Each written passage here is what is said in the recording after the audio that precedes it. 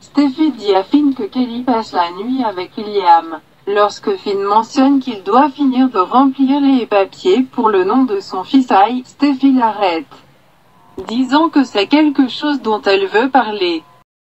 Elle dit qu'elle ne change pas d'avis sur le nom, qui lui va parfaitement et qu'elle est ravie qu'il puisse honorer sa mère de cette façon. Steffi dit que le bébé fait partie d'elle et de lui. Alors elle veut que le nom du bébé reflète les deux. Dans cet esprit, elle suggère que le nom complet du nouveau-né soit Ai Forrester Finnegan. Ils parlent de leur mariage et de leur lune de miel. Avec les deux incertains de pouvoir quitter Ai à ce stade, ils pensent peut-être à passer une lune de miel à la maison avec les enfants. Finn dit à Steffi que c'est le plus heureux qu'il ait jamais été de sa vie. Elle lui a confié la responsabilité d'être un père et un mari. Elle souligne, elle ne voit pas d'alliance à ce doigt, l'incitant à suggérer qu'il se marie immédiatement. S'il devait se marier à ce moment-là, demande-t-il quels seraient ses vœux?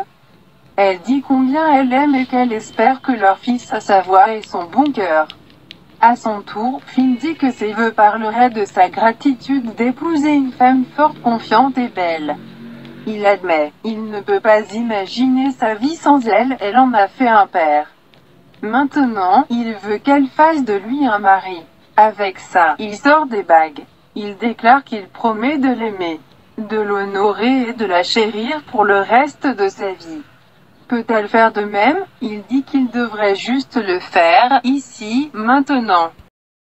Wyatt demande à Bill comment diable ils vont remplacer l'énorme vide laissé par. Mais Bill arrête son fils, disant qu'il ne veut pas entendre le nom de Justin.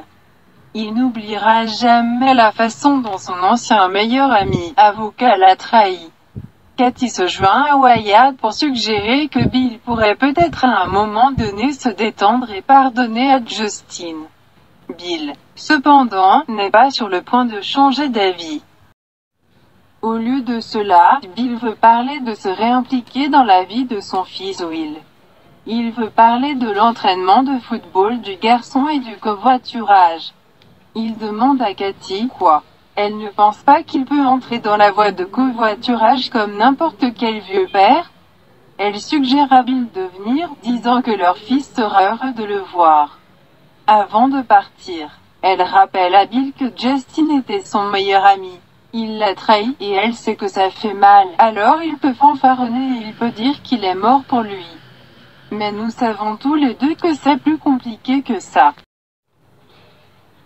Chez Forrester, Ridge et Justin discutent de l'accord que l'aigle juridique est en train de lancer, en échange du fait qu'il ne porte pas plainte contre lui pour avoir retenu Thomas en otage.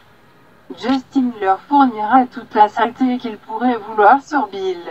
Justin dit, il sait qu'il méprise Bill Spencer et à juste titre. Mais il lui donne la chance de prendre le dessus sur lui. Il serait fou de laisser passer ça. Ridge suggère qu'au lieu de conclure un accord avec Justin, ils le font simplement arrêter et poursuivre. Thomas suggère à son père de ralentir son rôle. Thomas dit, il sait ce que c'est que d'avoir une ère de jugement. Thomas sait aussi ce que c'est que de haïr facture. Mais, se demande-t-il, peuvent-ils faire confiance à Justin? Ridge dit, non. Il ne peut pas lui faire confiance, c'est Justin. Justin suggère qu'il peut peut-être prouver sa valeur et sa loyauté. Comment? En remettant le bien le plus précieux de Bill, son collier d'épée. Justin demande s'ils ont un accord et Ridge traverse silencieusement la pièce pour accepter le collier. Contemplant l'offre et le collier de Bill, les pensées de Ridge sont interrompues lorsqu'Eric arrive à la recherche de Carter afin qu'il puisse entamer la procédure de divorce. Ridge dit que Carter n'est pas encore là, ce qui surprend Eric.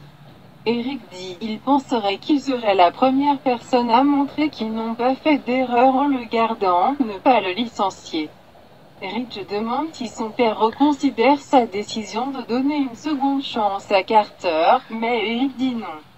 Tant que Carter n'a rien à voir avec Quinn. Quinn dit à Carter qu'elle est ravie qu'il ait toujours son travail chez Forrester, le qualifiant d'irremplaçable. Elle devine que cette seconde chance a un prix, il ne peut plus l'avoir. Quant à elle, Quinn dit qu'elle a réussi avant Forrester Création, et elle le sera encore. Elle raconte comment Eric a été le centre de sa vie pendant si longtemps. Le statut qui l'accompagnait et le portrait au-dessus de la cheminée. À quel point Carter révèle qu'il a 10 portraits en peluche derrière le canapé. Quinn demande « Qu'est-ce que mon portrait fait ici ?» Après avoir convenu que personne ne peut jamais savoir que Carter a le portrait, Quinn se demande comment ils ont pu laisser les choses devenir si incontrôlables. Mais chacun admet qu'il ne peut pas arrêter de penser à son temps ensemble. Carter dit qu'il se sent coupable parce qu'elle a tout perdu et lui n'a rien perdu. Il sait qu'elle est forte. Mais cela doit être brutal, et il veut l'améliorer, dit-il en se rapprochant. Il veut la prendre dans ses bras et lui dire que ça va l'aider, mais, dit-il en s'en sortant, il ne peut pas. Il recule, se rappelant qu'il est l'avocat du divorce d'Eric. Pour sa part, Quinn dit qu'elle ne va pas gâcher ça pour lui. Ça doit être fini, elle ne peut plus être dans ses bras. Quinn demande si Eric a vraiment fait que Carter reste loin d'elle, une exigence de son emploi continue.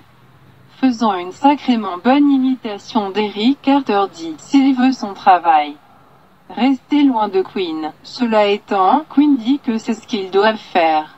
Elle dit « Elle espère juste qu'il se souviendra toujours de la connexion qu'ils ont partagée. » Elle ajoute qu'il va évidemment passer à autre chose, qu'il soit si beau et gentil. Elle dit « Il y a une femme chanceuse là-bas qui l'attend juste, se tournant pour partir. » Mais alors qu'elle ouvre la porte, Carter la ferme et la prochaine chose que vous savez, ils partagent un autre baiser.